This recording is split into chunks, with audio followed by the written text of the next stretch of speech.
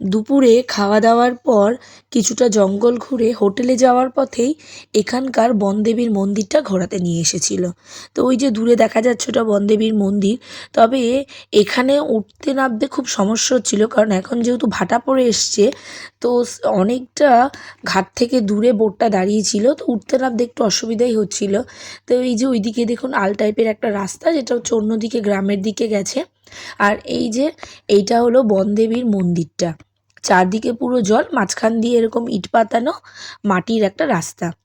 তো এই যে এখানে এসে গেলাম, তো এখানে একটা বাচ্চা ছেলে ছিল। তো আমার ছেলে তার সাথে সারাক্ষণ শুধু খেলেই যাচ্ছে। বাচ্চাদেরই একটা বৈশিষ্ট্য, ঘুরতে এসছে কিন্তু বন্ধু পেয়ে গেছে, তো ব্যাস আর কিছু লাগবে না, তার সাথেই খেলছে। তো এই যে চারদিকটা বেশ সুন্দর, আর এখানে যতগুলো লোক দেখছেন সবই আমাদের বোর্ডেরই লোক ছিল।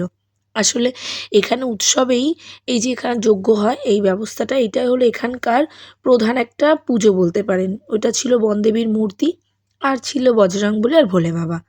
তো এই যে এবার অবশেষে ফিরছি। এই যে দেখুন চারপাশটা কীভাবে চর পড়ে গেছে, জল অনেকটা নেমে এসেছে। মানে যত বিকেলের দুপুর থেকে বিকেলের দিকে যাবে তত ভাটা হতে থাকবে, তারপর ওদিকে যত রাত হবে তত জোয়ার হবে। এই যে চারপাশটা দেখুন একদম ভাটা, যার জন্য এখন কিছু পশুও দেখা যাচ্ছে, যেমন কিছু বানর দেখতে পেয়েছিলাম, তবে যেটাকে আমরা গোসাপ বলে থাকি সেটাও ছিল। আর সব বোটগুলো না মাঝখান দিয়ে যাচ্ছিলো, ওই সাইডগুলো দেখুন পুরো চর পড়ে গেছে। আর এখন সূর্য যেহেতু অস্ত যাচ্ছিল, তো বেশ ভালোই লাগছিল।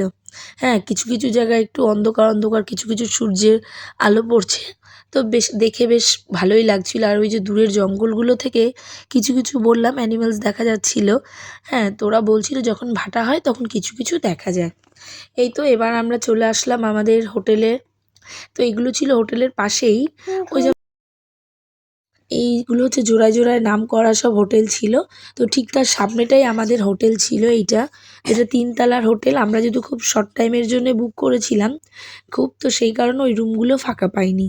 তো এই যে দুটো রুম নিয়েছিলাম, একটা 15 একটা 16। তো এইটা হচ্ছে একটা রুম, দেখুন যথেষ্ট বড় আর খুব পরিষ্কার পরিচ্ছন্ন।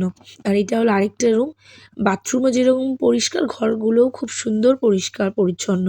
বেডশিট টেডশিটগুলো পুরো একদম নতুন।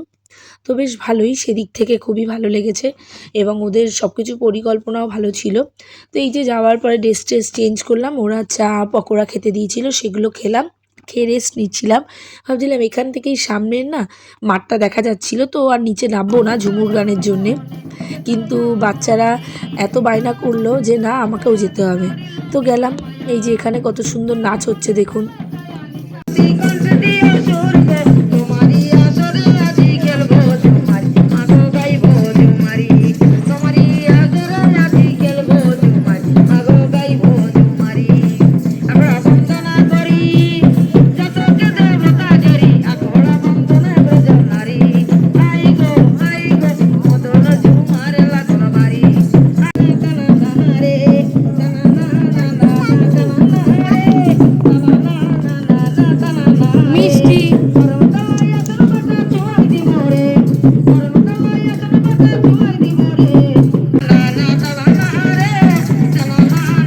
এই যে তারপর এটা নিচে খাওয়ার জায়গা ছিল, তো ভাবলাম একেবারে খাবার নিয়ে ওপরে উঠে যায় আর নিচেই নামবো না।